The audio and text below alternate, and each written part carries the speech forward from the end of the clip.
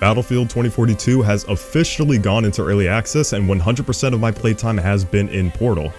It didn't even take a few hours for countless servers to pop up exploiting 1 HP enemies to use for XP grinding, prompting DICE to entirely restrict XP gain from custom Portal servers.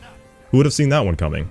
Though I'm a bit sad that I can't rank up 2042 weapons in Portal maps now. As far as the quality of Portal goes, it's surprisingly decent. The biggest issue facing Portal is the hit registration, causing a much longer effective time to kill, even compared to the 10Hz servers of Battlefield 3. There are a few clipping issues on the maps where the textures don't necessarily line up, and medpacks don't start healing instantly, and there's an infuriating desync between the reload animation for every single weapon in the game and actually reloading the weapon.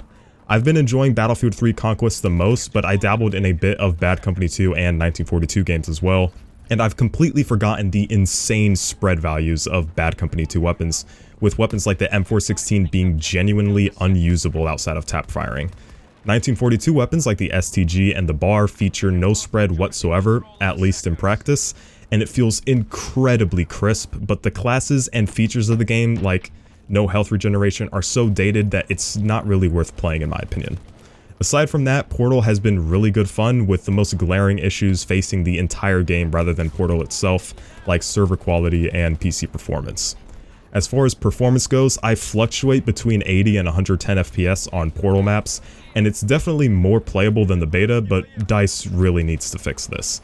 The game doesn't utilize more than 8 CPU cores, according to a YouTuber named Freethy, and CPU and GPU utilization across the board is super low. Thankfully, I'm not facing any stuttering issues though, and not to mention that the game ignores all configs, so we're pretty much straight out of luck in terms of optimizing this game. The mouse input issues from the beta are still present, which is shocking to say the least. The game feels super floaty, and even after employing some fixes from members of the community, it still feels subpar. I'll provide a link in the description to a video by Baronox detailing the mouse input fix, though aiming, especially tracking, is difficult at roughly 80 frames, and there's no changing that unless DICE suddenly pulls through and magically fixes the massive CPU bottleneck on this game. Hit registration compared to the beta is astronomically worse. No reg mag dumps on enemies, and bullets entering the Shadow Realm is a constant occurrence. It makes Battlefield 4 hit registration look somewhat acceptable. Between this and the performance issues, Battlefield 2042 is definitely the worst feeling Battlefield game in a long time. It's a shame that the game is limited by such glaring technical issues, and I'll try to play some all-out war, but I highly doubt that I'll enjoy myself in such large maps and even worse performance.